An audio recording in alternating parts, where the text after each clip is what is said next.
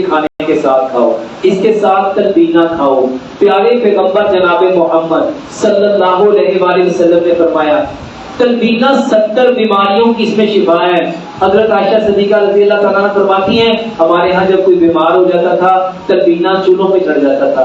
تلبینہ کسے کہتے ہیں؟ جو کا دلیا، جو کا دلیا۔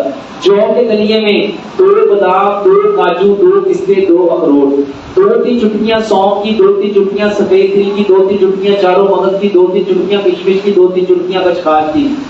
میرے محترم بھائیو یہ کوٹ کے یہ ڈال دو، اس کو پکا لو، کتنا زبردست طاقتور بن گیا۔ اگر آپ میں سے کوئی افورڈ کر سکتا ہے تو میرے محترم بھائیو اس میں 1 چمچ گاجر کا مربع، سیب کا مربع، بہی کا مربع، آملے کا مربع یہ ڈال دو۔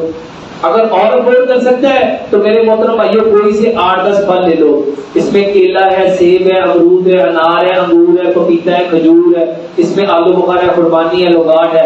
میرے محترم بھائیو 1-1 دانہ گرائنڈر میں ڈال کے اس کا جوس بنا لو۔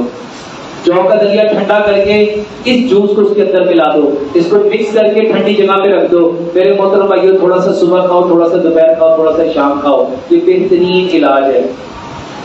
ایک بچی ہے جس کی عمر 15 سال ہے، سر سے لے کر پاؤں تک بائیں والی سائڈ درد ہوتی ہے۔ میرے محترم بھائیو اس کو بھی ماں باپ کے وضو اور غسل کے پانی سے غسل دو اور اس کو لمبا سجدہ کراؤ۔